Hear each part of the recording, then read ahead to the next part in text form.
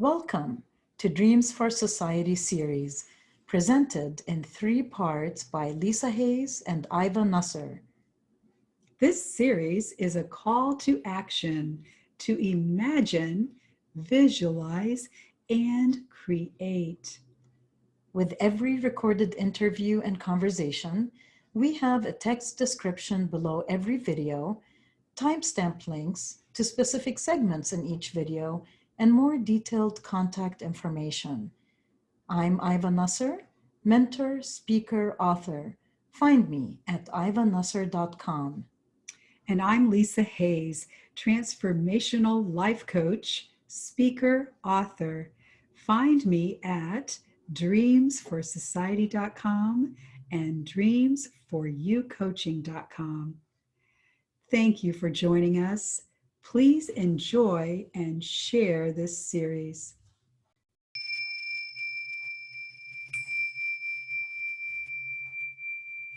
Welcome, dear listeners. Today is January 28th, 2021. My name is Iva Nasr. I'm a mentor, speaker, and author. And today I have the honor to be your host, with a multiplied honor to present you our guest, Lisa Hayes. Lisa and I have switched roles in this conversational interview. She's normally the host of this venue, Dreams for Society. She comes back to her role as host in part 2 of this series, with me as her guest. In part 3, we both join in a dialogue together. We plan to have each interview about a week apart. Here's the thing. I want you to know Lisa Hayes because she is a magnificent woman and a light being with a brilliant life and a voice of passion and compassion that's helping many of us. Lisa and I are dear friends and colleagues, and I want you to hear some of the many stories she has shared with me on our walks and talks.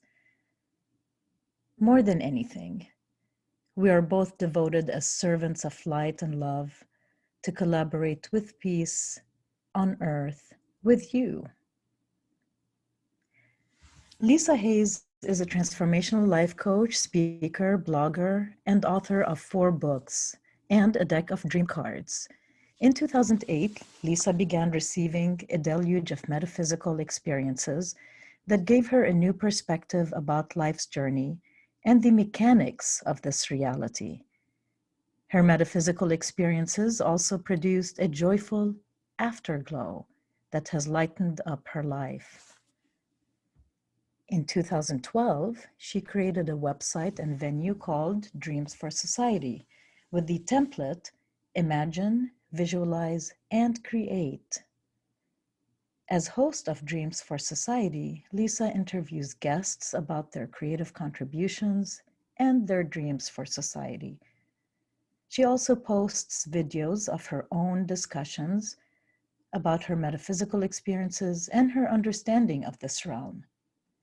You will find the guest interviews and Lisa's videos, blogs, and publications at dreamsforsociety.com. You will also find her daily posting of Deed Dreams on Dreams for Society's Facebook page, facebook.com/Dreams for Society. In 2015, Lisa completed 77 class hours and 20 coaching hours to receive her certificate of graduation from Coach U, a reputable international school. Lisa utilizes her coaching training along with her dream cards to facilitate mind, body, and soul healing for her clients. Please visit dreamsforyoucoaching.com. On January 1st, 2017, Lisa retired from her 35-year lawyering and lobbying career in which she represented global corporations before the Indiana General Assembly and state agencies. Please see the notes below this video for all her contact information and how to follow her on social media. But for now, Welcome, welcome, welcome. Lisa, it's so nice to have you on your own show. Well, thank you, Iva. This is such a treat to be interviewed by you, especially, and also on my Dreams for Society show, which is everyone's show. And I'm just so excited for this three-part series. So, yeah, thank you. I am too. We've been having fun along the journey toward these interviews, and now we get to uh, dig deeper and take flight further out into the far reaches of the universe. So let's see what's in store for us today. Um, it's a great moment in our human evolution, and I am so honored to know you and to hear your stories and to be part of your journey. And before we get to details, Lisa, of your metaphysical experiences, give us a general outline of the 35 years of lawyering and lobbying. I know that world is, or at least can be, very stressful. You were a very prominent and successful lawyer lobbyist. I also know that your father and what you both had in common were the sustained golden thread that weaves into your current life, from that first internship that you told me about at the statehouse to now with Dreams for Society. So, what was the significance of those 35 years? Give us a history of that period of time and share about your father's influence in your life.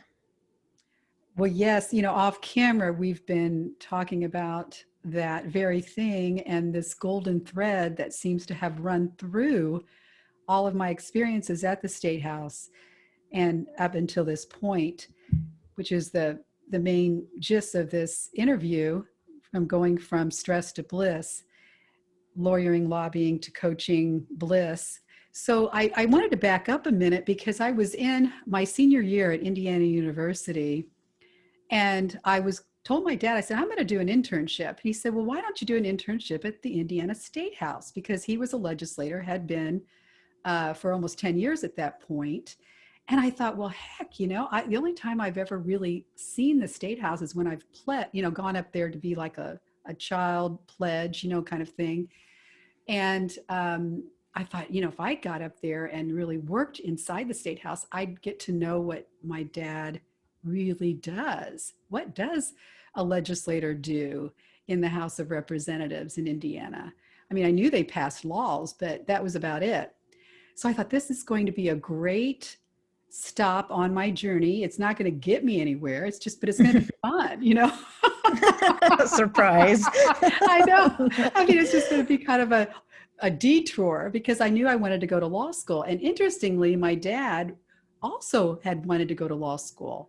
He ended up getting married and having 5 children, of which I'm the oldest of 5, which is, again, another important thing, because I sort of took over my dad's footsteps and maybe even kind of followed in his footsteps and went maybe even further with going to law school and then joining him at the Indiana State House, obviously in a different role at first. I never became a legislator, but I started out as staff, and then, in an internship, and then a legislative assistant while I was going to law school, and then as a lobbyist.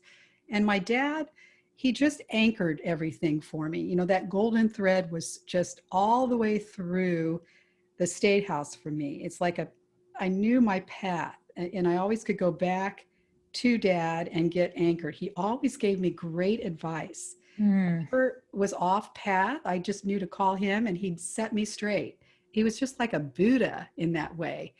So, and he really truly was. Now that I look back, you take for granted what you have until later you realize, my gosh, I was so gifted and blessed to have had a dad like that.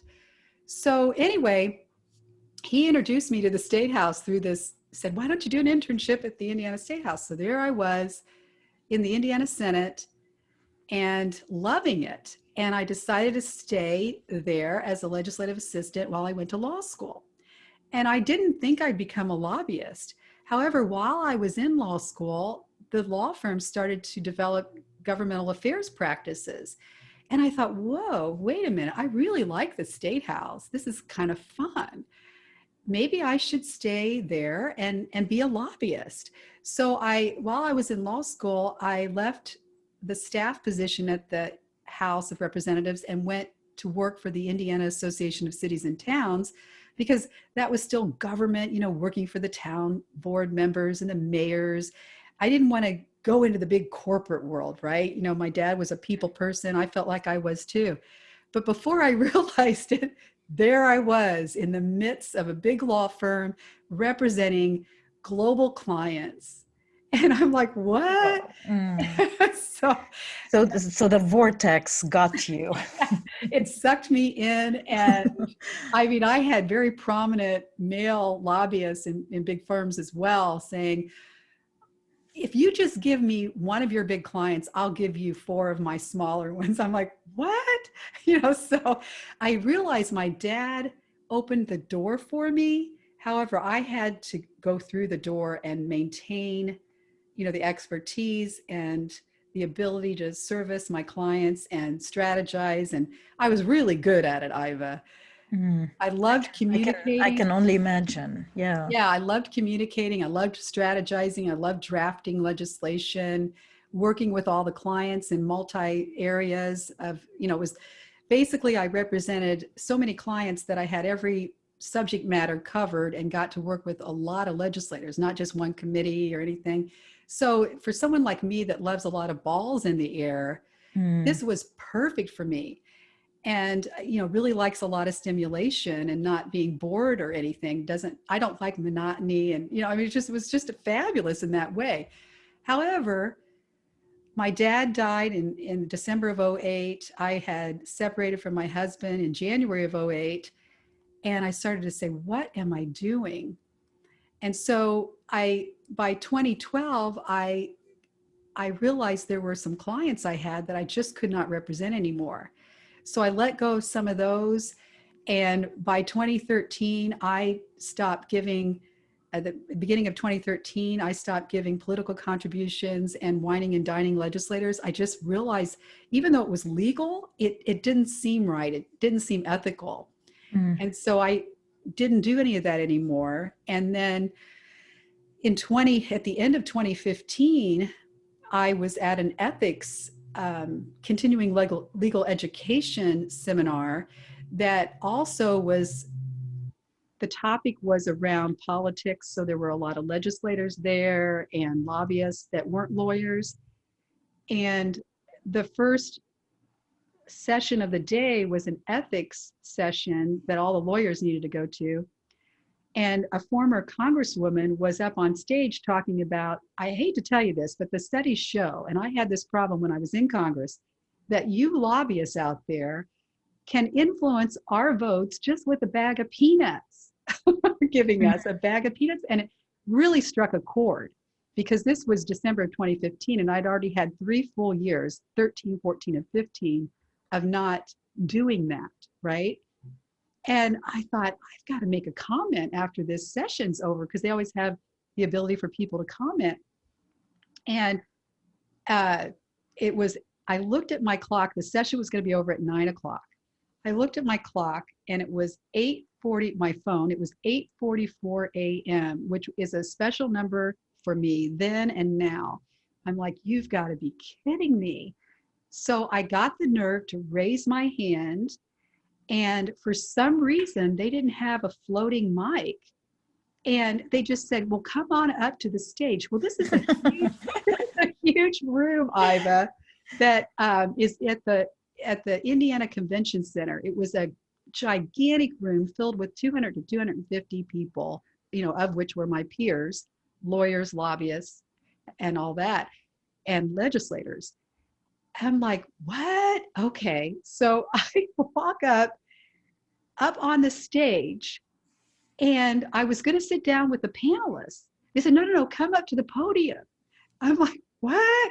So there I am, my small stature, standing at the podium, and I'm just winging it. I gave this speech, which I later realized was my farewell speech, because 12 months later, I'm gone.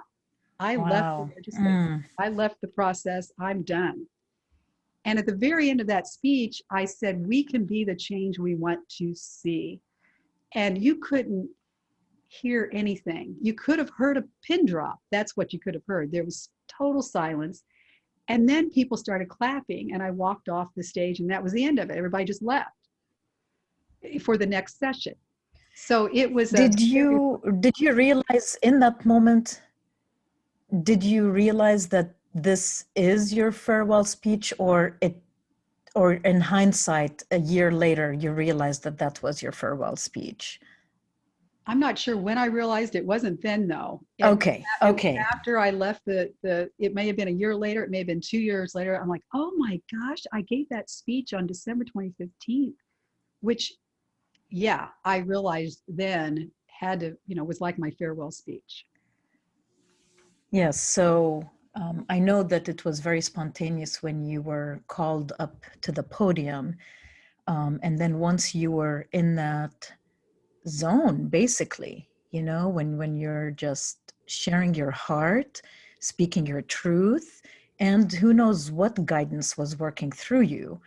But even with all of that and all the attention and the silence that was given and all the after commentary of that, still with all of that, it didn't shine through as that pivotal moment until a year later when you completely walked away, correct? Correct. And even Okay. today, now 4 years later, I just realized how important that moment was. You're right. It was a Okay. huge Yeah. pivotal Yeah. moment. That's what I'm feeling, and it's a reminder for us and our listeners that there are some very deciding moments in our lives when something comes through, or we do something that seems out of character or unusual, and it becomes a landmark moment for a shift in consciousness. And maybe, in the stories we're going to be sharing and more commentary, this idea will come back up. But amazing, and all of that happened over 35-year period, correct? Correct. Okay, so along the journey of your life, not just the 35 years, you've always had magical experiences and synchronicities, even through times of chaos and stress. And sometimes those moments were subliminal, more muted, other times dramatic. Some of them got shelved for a few years, which happens for all of us. And I know you've told me that throughout your life, but now we're going back to, like that 35-year period that was a journey, obviously guided with a lot of significant moments, but also a lot of stress. And then your awareness of certain agendas and things like that began to conflict with where you really want your life to go. So you've told me that you had many mystical and metaphysical experiences and dreams and synchronicities in that period of time. And then zooming in, even more specifically, you've mentioned kind of a concentrated 3-year period of exponential infusion that transformed you eventually to more freedom and sustained joy. So, what was it about the series of events that tipped the scales for you? And just to let the listeners know that in your book, Life is a Mystical Opportunity, My 3-Year Journey, and on your Dreams for Society YouTube channel, you detail some of these stories, dreams you had while you slept, UFO visitations, and so much more. It's amazing. So I guess I have a two-part question. First of all, what was that concentrated 3-year period? Why was it so significant? And then were there a few experiences, like 2 or 3 experiences pre, like that came as a precursor to that period of time that catapulted you into your life today? Yeah, great question. I did shelf one very significant experience for 10 years. So I'll start with that and then talk about the 3-year period that was this huge infusion, as you stated, of so many metaphysical experiences. The only person I could talk to was my computer because, it was just like I wasn't a journaling person, but the only thing I could do was just put it down just to get it off my chest. And it was they were such amazing experiences, which later then became a book. But let me backtrack to about a little over 20 years ago. I was down in Florida with one of my sisters at a Fit for Life spa in Pompano Beach. And I didn't even know what vegan was. I had to look it up to pronounce it correctly. It's plant-based. And this particular spa, I was going to be attending it for 5 days. And there was going to be Tai Chi on the beach and lectures at night. And you could get spa treatments during the day, swim, whatever. And plant-based food. I thought, well, this would be interesting because I was very stressed out at work. My children were young and I didn't feel like I was having enough time one-on-one with them. So I thought this would be really good to go down with my sister. I totally thrived at this. I was in heaven. Oh my goodness, Iva, I can't even tell you how amazing this 5 days was. And we had this group meditation. I couldn't meditate. And I thought, oh my goodness, I cannot stop the thinking in my mind. So one of the ladies said, well, you seem like a seeker.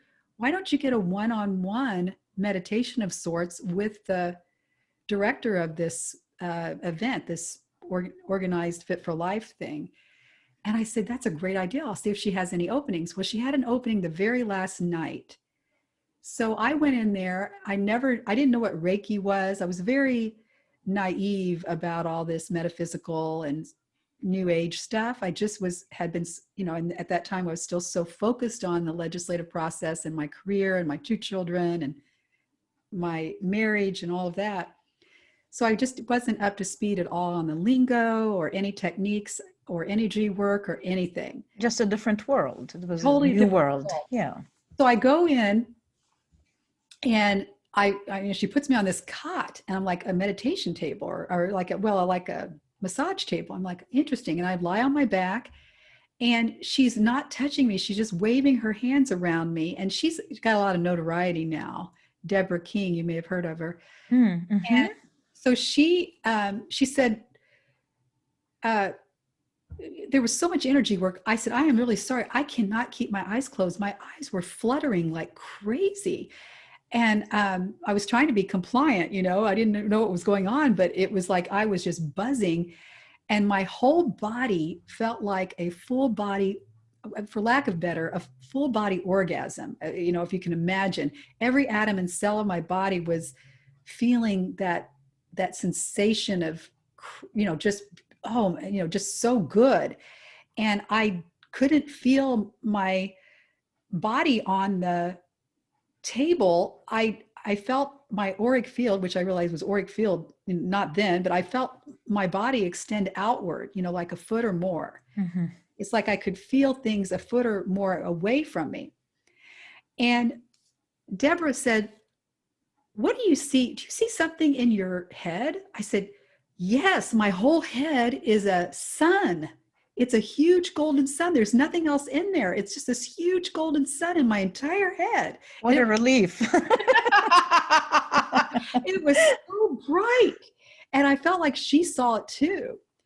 Anyway, when that whole experience was over, I said, what the heck happened? And she spoke like a foreign language to me. I was clueless. She did say, be cognizant of relaxing for the next 3 or 4 hours. Well, my sister was she was not happy with the food and all, no caffeine and all that, like I was. And she talked me into going with a couple other girls to walk down the beach and go to this restaurant, which I didn't want to do. However, how can you say no, whatever.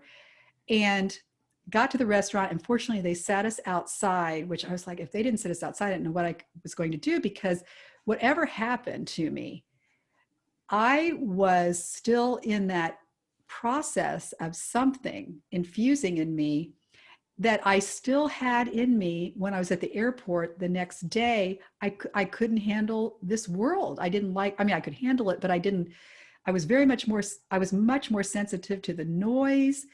And I thought, my gosh, what has happened? Mm. And when I got home, my husband then said, "You've changed and I don't like it." So I kind of look at it in hindsight as those that aren't quite ready for all that bright light that got infused in me, or golden light in this case, whatever, maybe they're blinded by it. Does that make sense? Yeah, and sometimes people this is their best way of expressing something that they also maybe don't even understand, and it becomes often a projection to the other person, but it's basically the individual usually saying something's different, makes me uncomfortable. I don't recognize you. Who are you? I don't like it. That's the feeling I get. Yeah. And I felt like we both took different paths at that point. I couldn't Mm, take any other path than what I was on. I was heading into some direction. I had no idea where I was going, but it wasn't the same as where I'd been. mm.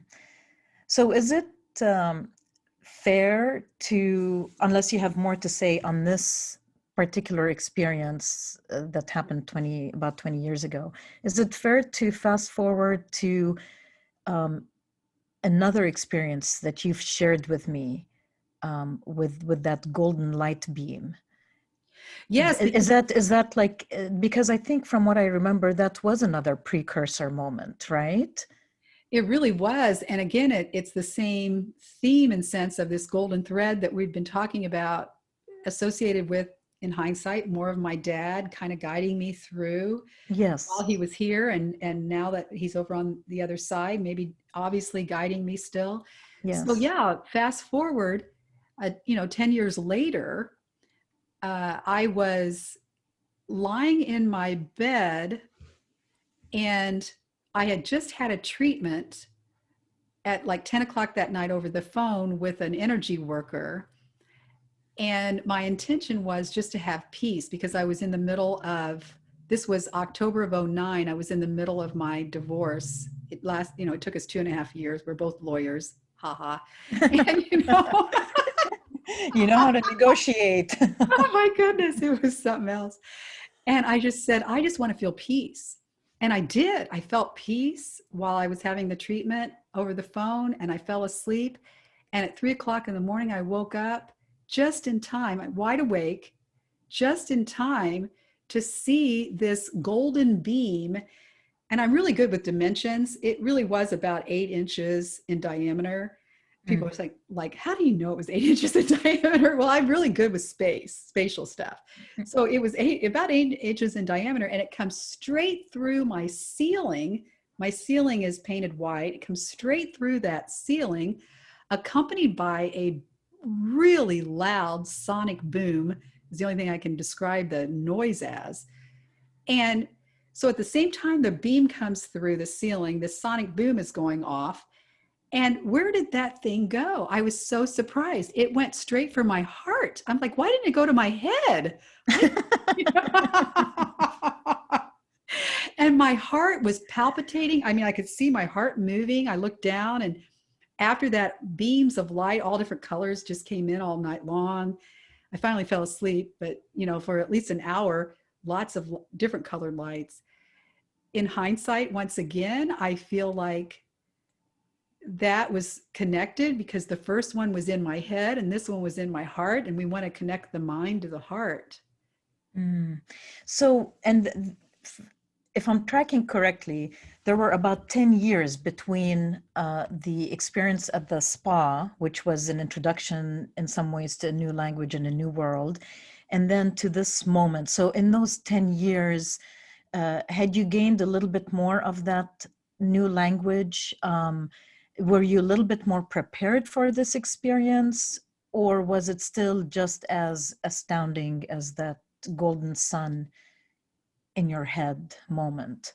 It was still just as astounding. However, good question, because as soon as my husband and I broke up in January of '08, I, by the time August '08 rolled around, I had a very interesting metaphysical experience.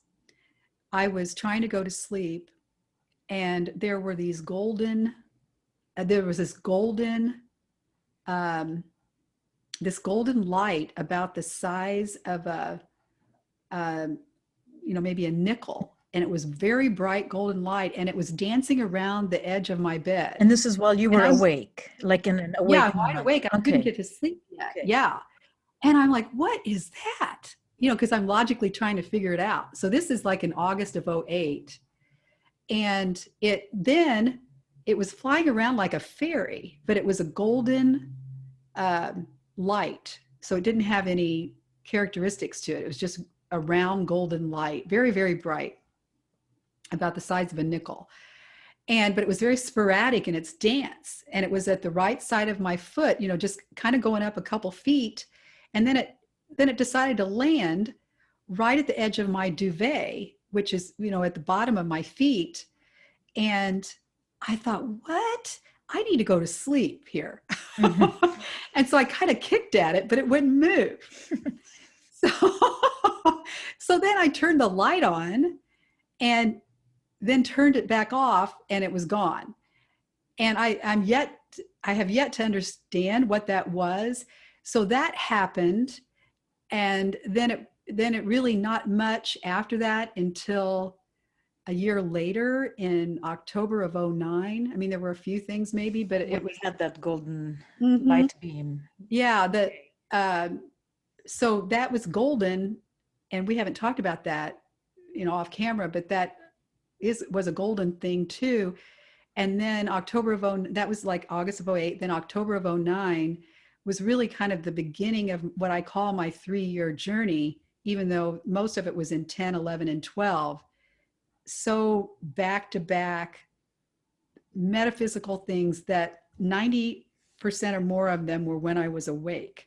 So I think my skeptical lawyer mind needed to know I was awake So that I that you wasn't. don't justify or try to rationalize it that it was just a dream. Right, Okay. right. Okay. So any other, we're calling them precursor moments, or are we now blending into that concentrated 3-year period? Take this wherever you want in terms of basically significant key moments and experiences that became progressively more concentrated, that, as you've said, catapulted you. So whatever else you'd like to share, I would love to hear. Well, thank you. Yeah, what I also want to share, that the two golden things that happened to me are very significant because I feel like they infuse me with something, to help me navigate here better. And the third thing I'd like to mention is along the same theme. There have been many things, and if anyone wants to read my book, they'll see fun things like going on spaceships and things when I was awake as well. And having all these downloads in the morning when I had already woken up, getting a new knee, spiraling in, all these wonderful things, all these downloads, seeing a document that's on my computer in my computer brain. I call it my computer brain, but I'm waking up in the morning and I'm able to scroll down in my brain. Those are fun things that I was able to see how powerful we are, that we have all the technologies within us, and the computers and everything are just reflections of what's within us. So we have our inner technologies. The third thing I do want to mention, though, is along the same theme of as I look years later, what really helped me go from stress to bliss and become more joyful, some kind of encoding or upgrades or whatever. And that was the first one, as I mentioned in Florida over 20 years ago, and then 10 years later with the golden beam coming through the ceiling with the sonic boom. And then a year after that, so that sonic boom beam was October of 09. A year after that, in 2010, during the March equinox, I was down at a friend's lake house in southern Indiana, and there were about 15 other women spending the night at her lake house, of which I only knew one, and they were from all over the Midwest, and they were all energy workers.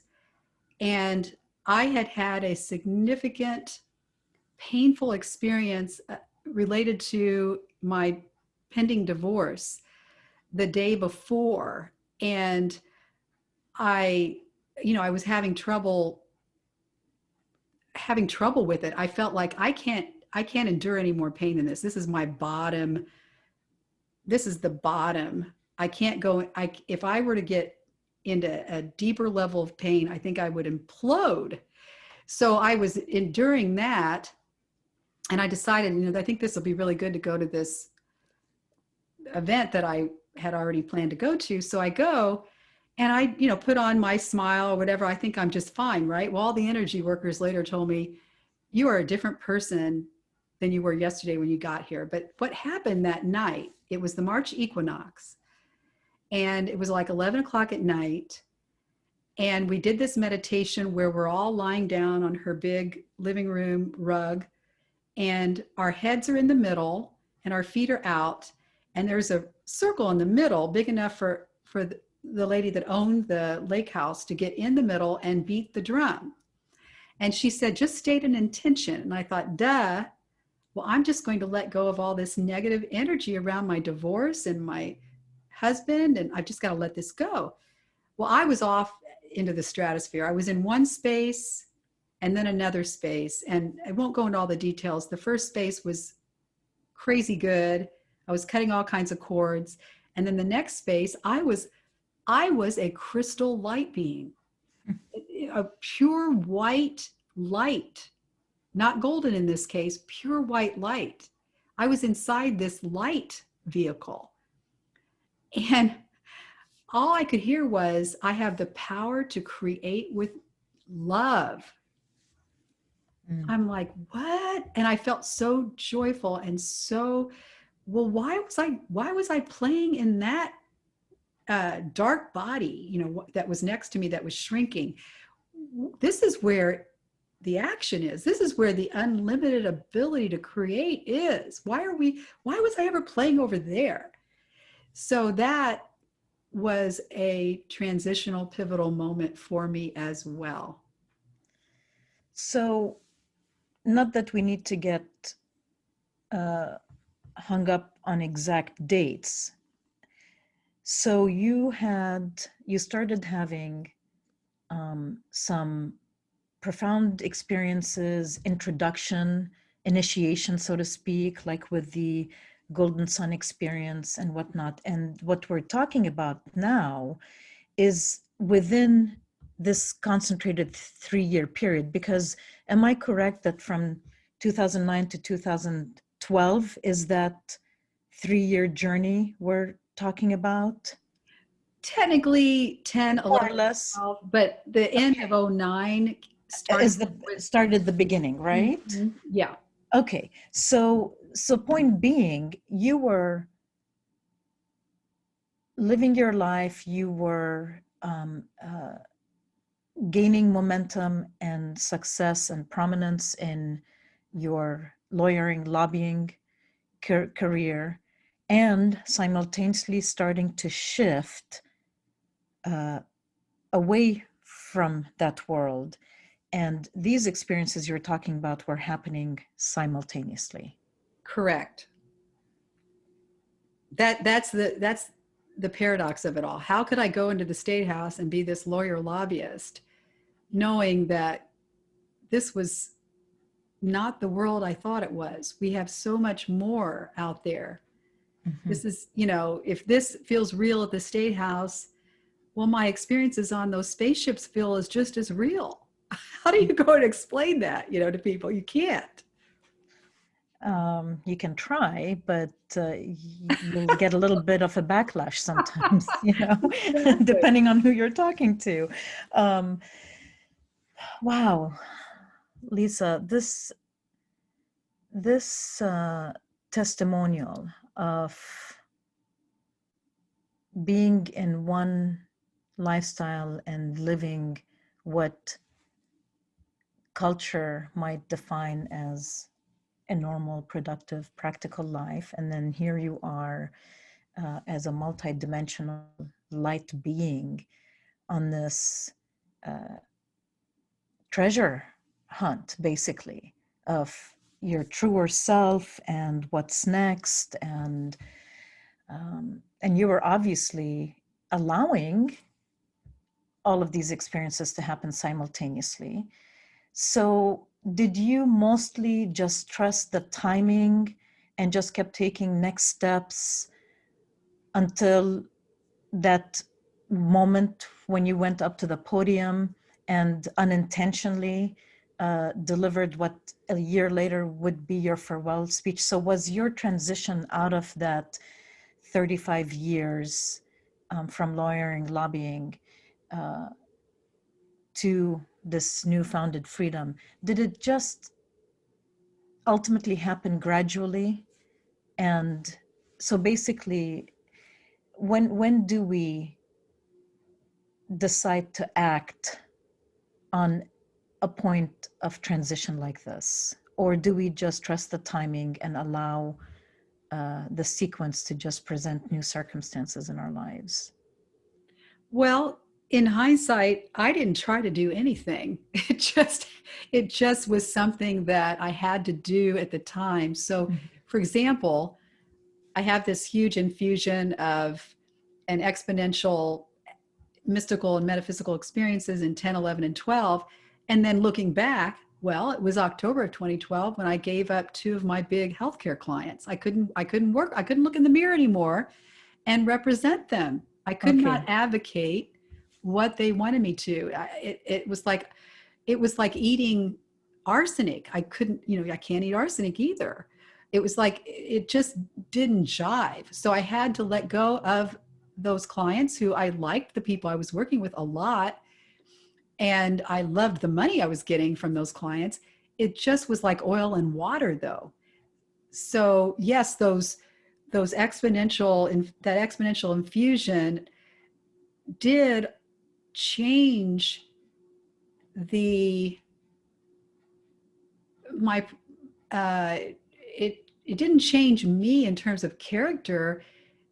It somehow revealed love and joy more, Mm. and which wasn't consistent with what I was doing in my career. Now I was at this point divorced because my divorce was final in June of 2010. So, you know, by the end of 2012, my marriage was over, and I was also I also had really narrowed down my lobbying practice Mhm. because I had to. You know, it's just like I didn't state an intention to go on a plant-based diet. Um, I mean, I loved it when I was at the vegan spa 20 years before. However, I didn't think about it. It was just, I woke up one day and said, oh my goodness, I haven't had red meat in a year. Then I woke up another year later and I said, oh my goodness, I haven't had chicken in a year. And then 6 months later, I haven't had any eggs. And, you know, it was like that. It just like, because in the Mhm. moment, I did what I did because it felt right. And, you know, in hindsight, saw the evolution of change. It's like preparing a piece of land or a garden for new seeds. You know, you worked the soil. It's like you were fertilized and prepped. And once you open up to that kind of harmony and alignment, especially to new things, especially that touch on our multi-dimensional reality, it becomes it's a point of no return, nor do you want to negotiate it. So now what grows in that plot of land becomes the new life, so to speak. Same thing, like you mentioned, with getting on a plant-based lifestyle. I know years ago, many years ago now, when I was aware that certain kind of refined sugar was not good for me, I physically was reacting to it without realizing. But then there were habits, and sugar can be, for lack of different word, an addiction, just something that doesn't get out of the system as easily. But once I understood the benefit of not putting it in my system, and then had a couple of my own, so to speak, mystical experiences, it rearranged my craving. And then once I was off of certain kind of sugar, like refined sugars, processed food, then I lost my taste buds for it. So it's kind of a little bit of that, a little bit of an analogy to what I hear you saying for some even more significant changes in your life. You just, your mind, body, spirit just no longer recognizes that those frequencies and those vibrational, constitution of those things. So anyway, very, very fascinating.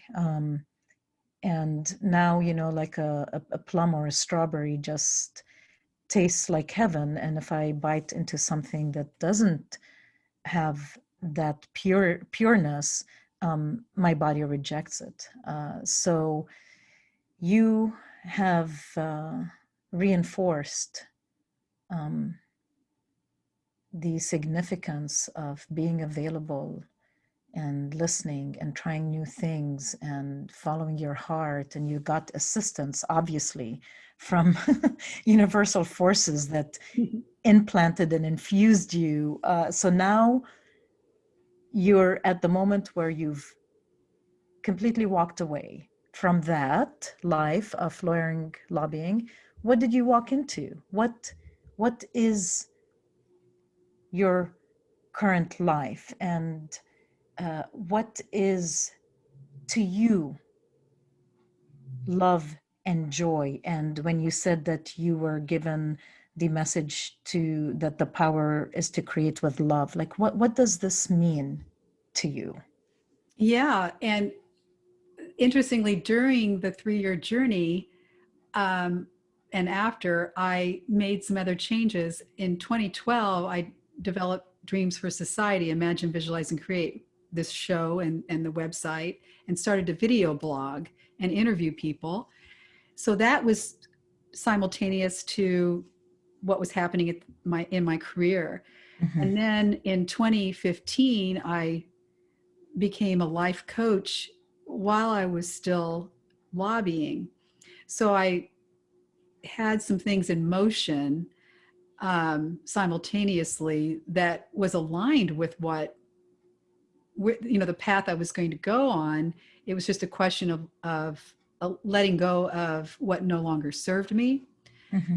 And because when you see new colors, your life isn't the same anymore. So Exactly. it's like with joy. I remember reading a long time ago that a lot of people have never felt unconditional love except for possibly mothers with newborn babies. And I think, for me at least, I never felt joy. I didn't even know what the emotion of joy felt like.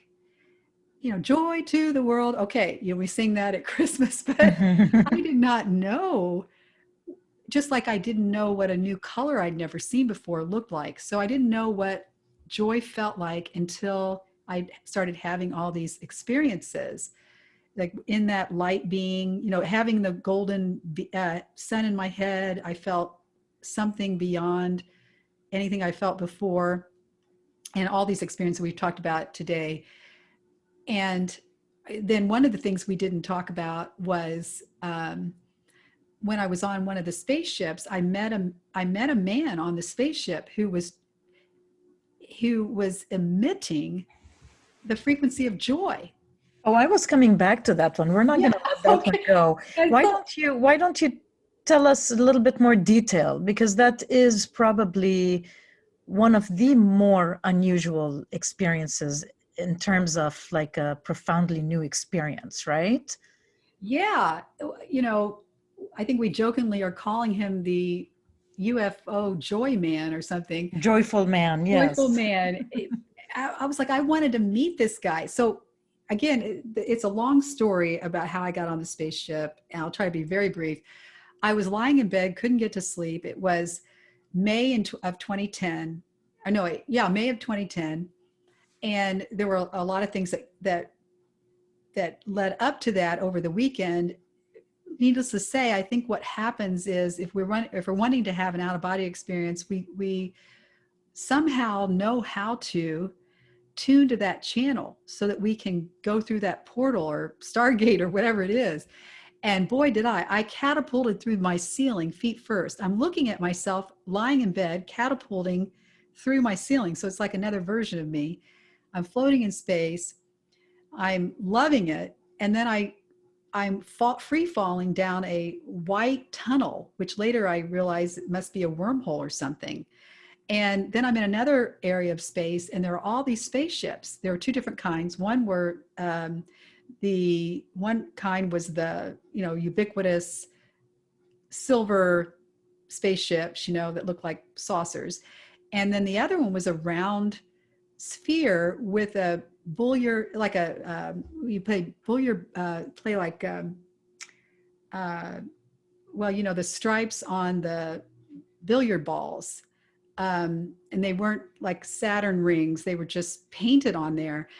Anyway, one of the spaceships morphed into a dolphin and nudged me on my hip. It was about the size of a car, because they were all different sizes way in the distance. It was just like this huge parking lot, no stars or sun or anything. It was like twilight. And asked if I wanted to get in, and I floated over there, got in to this like 3 feet by 3 feet opening that came on the top of the dolphin's back, opened up, and I floated down in, and there's a lot more to it. But at any rate, I got into this room, and there was this guy. I'm like, I have got to know where he lives on Earth. I want to go visit him. And so, and he looked like he was about 30. He had on an orange shirt, short sleeve orange shirt, and black pants. And he was just getting a drink at this bar area, like some water. And there were only two of us in this narrow room. And I sauntered over there and introduced myself, despite the fact that I had my house coat on and hair up in a tie and all that kind of stuff. Back then, I was more meticulous of my appearance because I was still, in the statehouse, and makeup and hair done, and, to the T, looked, everything. And so I'm like, I don't care what I look like. I'm going to go talk to this guy. And I've never felt so much joy coming from a human being. And he looked like a human being. So anyway, that was an interesting experience to help me, again, feel this joy. And to me, joy, what I have felt joy to be, is beyond love as we know it, because it's a space that I'm in. I mean, I'm not in a void. I'm still here, or in an experience, a metaphysical experience, like in a spaceship or whatever, or that light being body I was in. It's a feeling that there absolutely is no polarity, no duality. There's nothing but this space of for lack of a better word, joy, because there's no love or hate. There's no, it's just all, it's a creative modality. It's still physical, yet it's nothing enters your mind that is able to judge anything, because it's all, when I was in the spaceship, I was a little more judgmental. Obviously I was feeling it from him. But when I've been in my own joy, like he was, you just don't sense the duality at all. It doesn't even come into existence. It's not even something you think about. You meant you weren't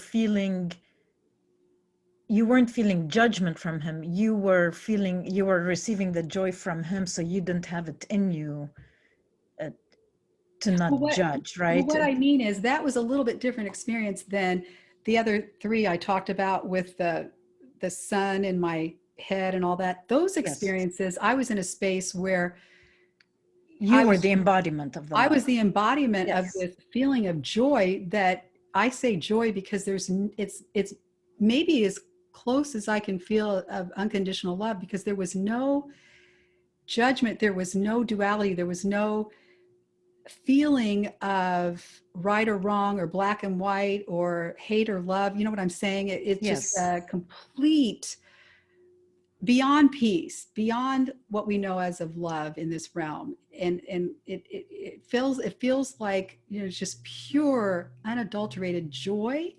And so when I was in that spaceship, in that room, I was judging myself. Like, am I? You were self-aware and self-conscious. You weren't Uh-huh, in that, uh-huh. but you were witnessing I was the witnessing. emanation of joy from him. Yeah, it was so Okay. palpable. I think you could have sliced it with a knife coming from Wow. Mm-hmm. him. Mm-hmm. So I love what you just said, your best description of what you mean when you say joy. And it sounds like to me, when I'm listening to you describe it the way you did, I feel and see pureness. I see kind of neutrality that allows you, like you said, to be free and separate from duality, from polarity, from having unnecessary opinions or judgments. It feels like a pure state that leaves you only with the ability to be joyful. That's how I'm receiving it, listening to you. That's a great way to summarize what I just said. I love that. So, two questions. How do you, and of course, by virtue of you answering this next question, you're also offering a suggestion or guidance to others. How do you sustain this state of being, this joy? And like I said, through your demonstration and example and your professional experience with it, how can others open up to it? Well, what I've discovered is, first of all, we have to be ready to embark um, on opening up to something more. And how do you get to that point? I think it just happens, right? So Different ways, right? Like Mhm. someone might be proactive, or another person might have just an event, a crisis, or a phenomenal event in life that sets you on that course, right? So the readiness can come in different forms. Right. Okay. And once you open up to the seeking of something more, then seek and you will find, so to speak. And so as I maintain, as I experienced seek and I will find, I had all these experiences, I guess. And as I have gone through those and seen so many new things that I didn't even think were possible, and experienced so many things I didn't think was possible. And all the inner technologies that I've had with telepathy and teleportation by location. I mean, I just thought that was, well, I wasn't sure. It was happening to me before I even knew that it was out there, I guess. And that's the greatest thing too, because I didn't have any preconceived notion of all of that. I didn't feel like I was influenced by something and I was imagining it. It was clearly something beyond anything I knew about. So when all these things were happening, my skeptical mind absorbed it better. Mm-hmm. And Well so, said. Okay. yeah. So in terms of maintenance, what I've discovered over, and since end of 2012, when I published my book, I have like 3 huge journals that, it continues. All these wonderful experiences and downloads and ability to practice our inner technologies and things. One of the things, though, that while we're walking in this realm, we get better and better. At least I'm finding at being able to live the joy that has been infused in us through these experiences. And basically, like an artist, we get better and better at using the colors that we just discovered on our canvas. So I'm getting better and better at tuning into the joy that I discovered. I now know how it feels, and I'm getting better and better at how to tune into that in daily life, so that it's as if I'm walking in a meditation in a sense all day long. However, I'm still very functional and doing all the everyday stuff in this realm, yet it's from a totally different perspective of more joy. And this year has been, 2020 was difficult for me as well as everyone, because I was challenged by all of the things that, the COVID and the pandemic and the lack of freedom and all of that, because I love to travel and I love to see my children, who I haven't seen. My daughter, who lives in LA, I haven't seen her for, I haven't seen her over a year. So I'm like, whoa, I never thought that would happen. And I came up with a few things: allow, accept, appreciate, and approve. Mainly accept, appreciate, and approve. So if I see a situation that challenges me and I feel my frequency dropping, then I zoom out, so to speak. I float up into the stratosphere, and the further and further away I get, the situation at hand that once was up, I was right in front of it, front and center, whether, with a person, place, or thing. When I zoom way out into the stratosphere and I look back at the area I was in before I zoomed way out in the stratosphere, I can see it as energy now. And it's much easier for me to accept, appreciate, and approve of that situation when I can see it as energy. And if I can at least get in the neutral state, then come back into that situation. And it happens very quickly, obviously. It's just being aware that it's energy. Then I can express myself or take action with at least neutrality, if not compassion and even joy. Mm-hmm.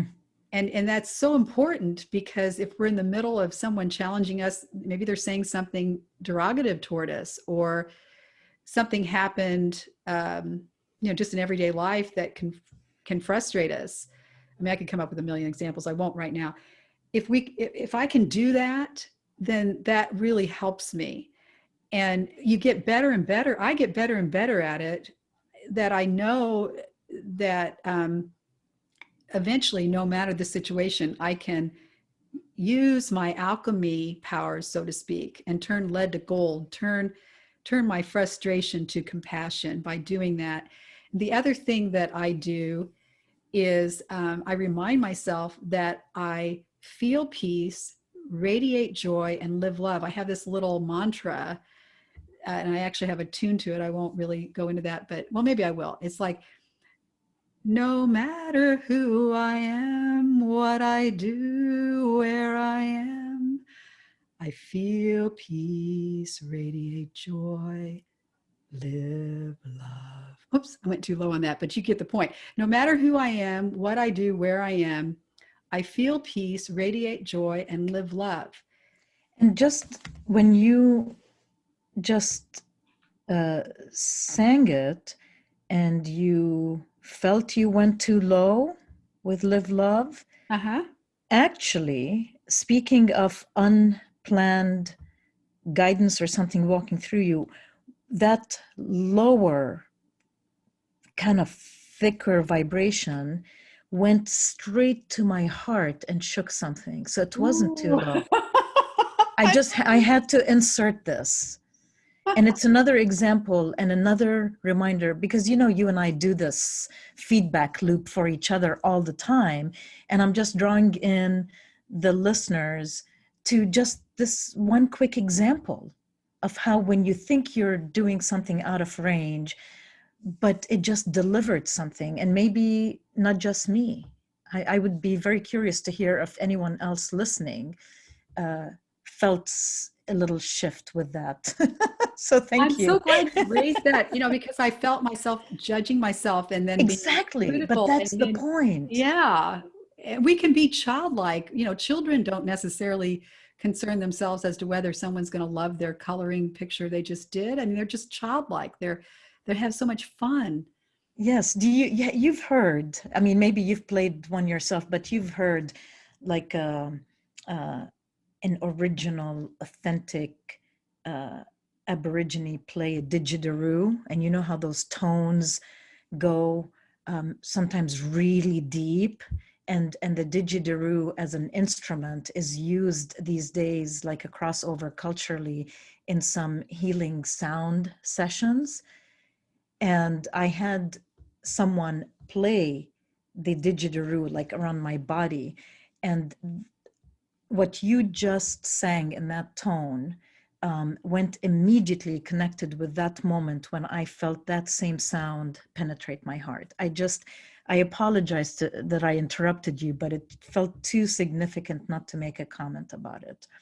Oh my gosh, I don't think you interrupted me. I'm so glad you interjected. I think I was done. And you just made me think of something too that I read a while back. You know what one of the greatest, highest frequencies that we can emit in terms of sound? What is it? Humming. Different ranges of humming? Yeah, just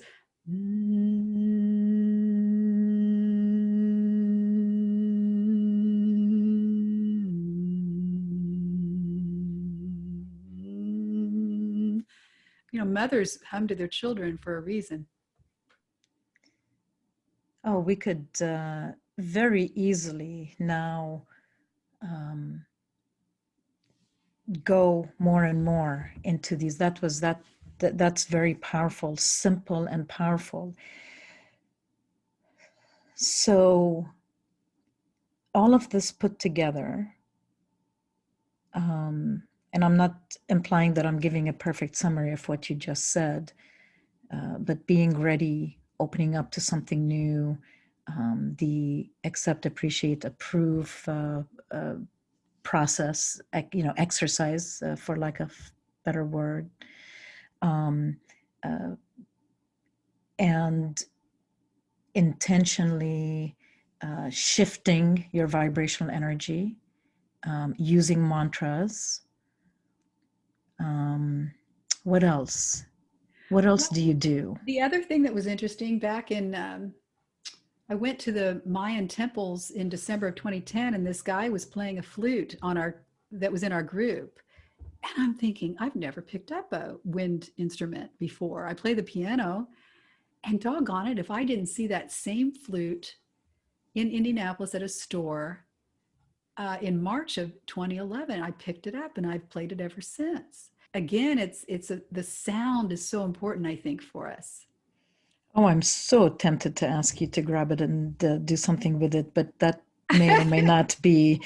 Maybe at the end, maybe toward the end, you can close us out. Maybe let's see. We hadn't obviously planned for this part of it, right? Yeah, we have not. No, a lot of this has been really spontaneous, which I knew it would be, and I love it. So Speaking of spontaneous, what else would you like to say? Is there anything else on sustaining? Maybe sustaining is not necessarily the most elevated word, but being more consistently, like becoming that state of joy and that state of being, and how others can open up. Before we go into another question, is there anything else that you would like to add to this portion? I'm sure there's so much more. Well, I think that the biggest thing too for me is to trust my intuition, trust my downloads, trust that these experiences are happening because they feel as real as when I cook dinner for myself or prepare dinner for myself, because I like to eat a lot of raw food now as well. So, if how do you express to someone that I'm not imagining these metaphysical experiences? And I know I don't have to convince you because you've had them too. If you haven't had a metaphysical experience, people will think, oh, you're either crazy or you imagined it. It feels as real as this experience today, being on my computer on Zoom here talking to you. So there's no differentiation. Mm-hmm. And I think at some point we just have to trust our experiences, because when we experience something, then we know it to be true for us. Just like when we finally ride a bike, we know we can ride a bike. We experience that. So trust the experience, even when you may not have a complete understanding of what's happening. And if you're on the other side of someone having an experience, to stay open and start practicing that neutrality and non-judgment before we're quick to say that someone's delusional or creating their own fantasy world, or questioning whether they're on psychedelics or not. Like, to be mindful, it's so important, because ultimately we're creating this elevated experience together, and we witness each other, and we help each other, and we love each other, and we decide, we make a choice when to prioritize a difference or the common ground. So this is what I'm hearing you, and I feel a little bit emotional, a little bit more passionate about what we're talking about right now, because we've both been on both sides of this experience, where you're having such a lucid, phenomenal moment that you're still working on understanding. And then sometimes there's that backlash. We don't need that backlash, and we can all make a collective agreement together, I feel, those of us who are close enough to this general conversation, to say, stay open, give someone a chance to really tell you what they're experiencing. And sometimes we need more time because there's new language, and one word to some person is being interpreted in another. So without going too off on a tangent here, but I'm just inviting all the listeners and reminding myself included to stay open and listen and allow, witness someone sharing this explosion of multidimensional experience, for example. Yes. And this is where you do mic drop, right? I don't know.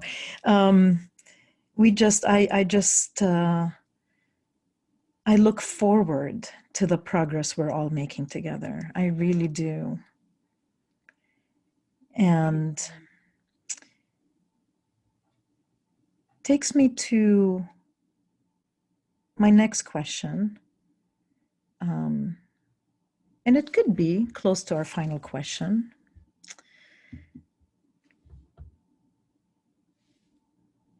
Dreams for society.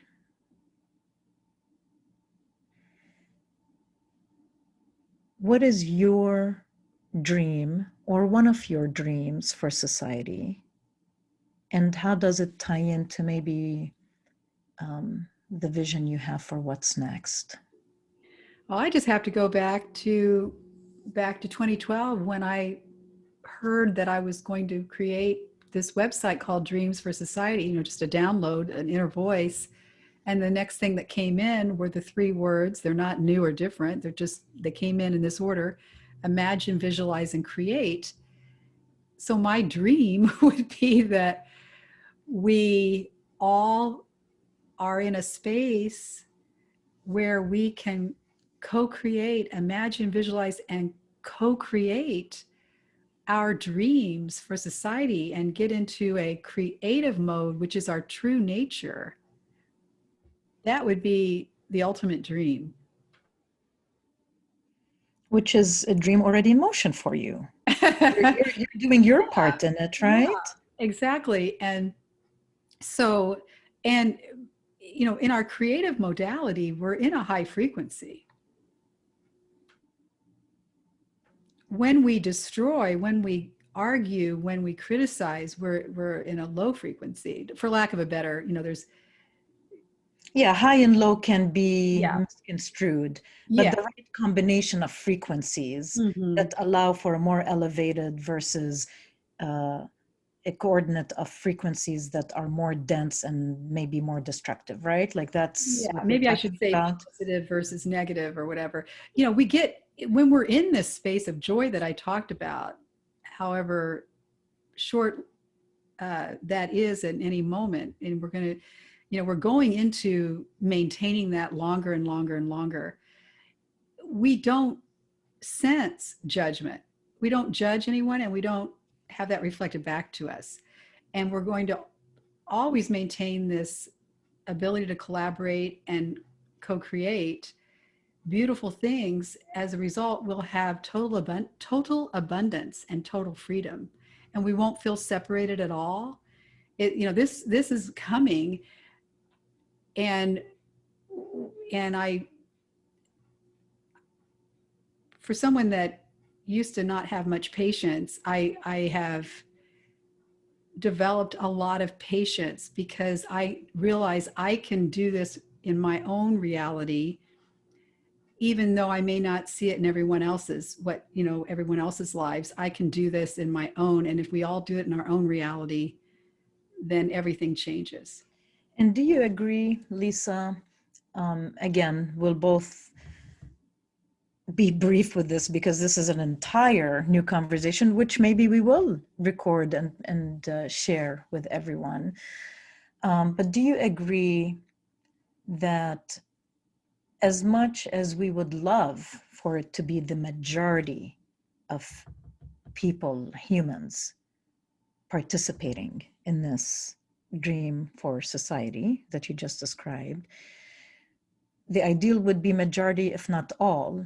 But do you agree that right now we need at least a tipping point, like just enough humans, individuals, light beings, collaborating and at least choosing to be on this co-creative path, that will be enough to really influence the direction of where we're going in this collective consciousness? Yes, you can view it as a tipping point, or another way to think of it is a dial on the radio, the old fashioned dial. Mm-hmm, mm-hmm.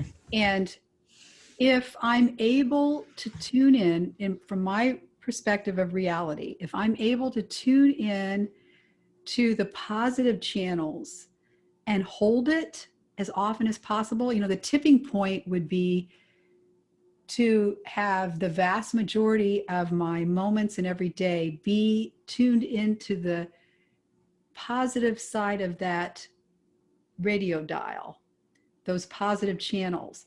So again, that's how much power each and every one of us has from within. Because what my experience is telling me is I tune in if I can maintain being on the positive side of that radio dial as much as possible. Obviously, I think the tipping point would be at some ratio that the vast majority of my day is on the positive channels. And the Yeah. tipping point question has to do with what you just described as an individual initiative for yourself, to sustain and extend and stretch, to be on that spectrum more continually. And if a handful of us do this, then collectively we're creating a field of energy, a reality that has now more radiance, more influence to invite others to be in this transference of stress to joy. And I don't want to belabor this too much, but just to clarify that there's a tipping point or a continual experience within ourselves. And if enough of us are doing that, then together we can spread the joy or facilitate, more dreams. Yes. I mean, I know when I go on journeys with other people, I seem to be able to get into a really deep meditation state, metaphysical state more easily with a joined effort, a collaborative effort of others, energy, souls and whatever. And so how does that work though? And what I feel like though, when I've been in these joy states, everyone I see is in a joy state. Okay. And so so that's the power within us, because when we tune to those channels, if we're able to tune to the positive channels 100% of the time, we're never going to see the need for a tipping point because everyone's already there. In Everyone your in our perceived reality is in your already perceived reality, is yes, tuning yes, into the same channel because that's where we're playing. yes. So, well, that this is plenty to take in and digest and reflect upon. Um, we have contact information and services listed below this video. And just for ease, timestamps for easier access to certain segments of the conversation that we're having today. And basically, this means that you can go to a specific time that's been referenced below the video and click on that and go directly to that point in the conversation on this recorded interview. And having said this, Lisa, give us the highlights of your professional services, just as a continuation of the question of how others can open up and what do you do yourself and what's your dream for society. How do you help others to imagine, visualize, and create their dreams? What are some of your highlighted services? I have kind of morphed my coaching practice to utilizing my dream card deck with that if people are interested. I have a 44 card dream deck that states positive affirmations that come to the forefront that we can utilize in our creations. So I can guarantee you're going to feel great when you have a dream card reading. In that moment, you'll feel joy. And I also give hints and suggestions on how to open up, like we were talking, and maintain feelings of peace and those kinds of things. And I also have been gifted by my guides. This is a whole other story. Mark and Adam, who are Your real guides in the invisible realm, right? well, yeah, So to in other speak. dimensions because Other they dimensions, look yes. human. They look Yes, human. yes. And we'll go into that later, maybe in one of our talks, maybe our conversation in the third one. And they gifted me with the Fountain of Freedom back on December 9th, 2019, to remove my original separation programs and then to revisit for 2 years till December 9th, 2021, to remove the imprints of the original separation programs. I didn't know COVID was going to happen. And I was just so delighted to have this treasure in my treasure box to visit. And I've done that every day since then and will continue till at least December 9th, 2021. I really feel like the opposite of separation is freedom. Mm-hmm. Because when we feel connected, when we feel connected to everything, then we're here, we're there, we're everywhere. We can do this, we can do that, we can do everything.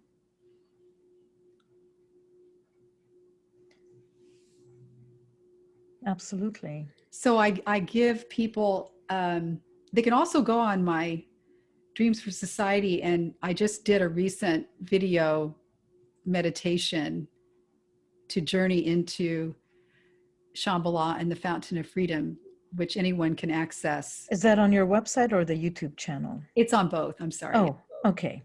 Yeah. So they can I just did that like a week ago, I think. And so they can access that and utilize it at any time they want. And so, are the 5 clean masters different from the Fountain of Freedom? Oh, yes. Thank you for bringing that up. So the 5 clean masters, they did come in a dream, which was very interesting. It was a lucid dream. And they came, I think, back in 2011 or 2012. It's in my book. And they came they sit at the point of a 5, each of them sit at the point of a 5-pointed star. And why the pentagram 5-pointed star? I've kind of looked that up. It makes sense. The material world. And they rotate that gold, and it's a golden star. They rotate that golden star around my body and help me facilitate removing any obstacles or energy waves that no longer serve me, or tangible items that I can see that want to go through portals. So they help me remove them out of my body, physical body, and auric field, and we send them through portals. And I've been using them every day too, or working with them every day too, since 2012, whenever they came in, 2011 or 2012. So the two of them, my message was to stay clean and get cleaner and cleaner and cleaner and cleaner. And I really feel like that has helped me to get back to your earlier question, how do I maintain joy, or how do I, bring it in to begin with? It's staying as clean as possible. And this cleansing and state of being clean is synonymous to me to that pureness I felt when you were describing joy earlier. So it's this pure, clean, filtered mind, body, spirit, like just this existence of cleanliness.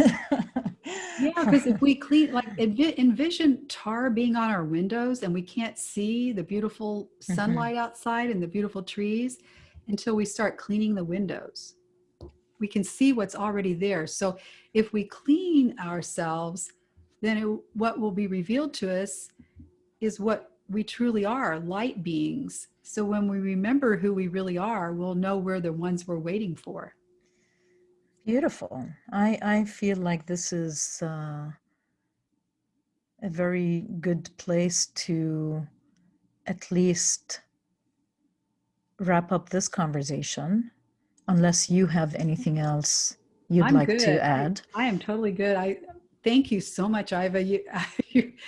You really pulled out of me some important things that I didn't even know I was going to share today, and I'm so glad that we had this conversation together. And I am so privileged and in gratitude to you for giving me the chance to interview you, because it's a good experience for me as well. It's a different kind of listening and responding and engaging. So it's been fantastic. And just since we're on the topic of services, there's so many, all the details that anyone would need listed below the video and of course directly on the websites. But Lisa and I wanted to play a little bit with the exchange with all of you, that if you let us know that you've listened to one or more of our three-part series, this is part one, it, to share with us which one of our many stories that we speak about that reach you or speak to you most. Let us know, and then you, by virtue of that, will have access to a special offer link on some of the services that we offer. And right now we're talking about Lisa's services. So we'll have detailed information on that below as well. And I want to say again, Lisa, thank you for sharing yourself with us. And what a phenomenal life. Thank you for your transparency and your willingness to share the wide range of emotions and experiences. And I know that you barely touched the surface in what you've shared today. To me, you model joy, fun, success, and freedom. And you are truly my star of joy. And I want to say thank you to all of you listening and joining our initiative for more dreams come true. This time of intensity and turbulence for so many here in the United States and around the world can be an opportunity for radical and blissful change.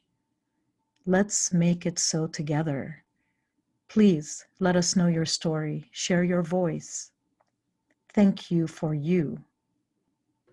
Look for part two of this three-part series of Dreams for Society in about a week. Right now, we have part two scheduled for February 4th, 2021, and part three the following week on February 11th. And for now, I say, signing off with light and joy until next time.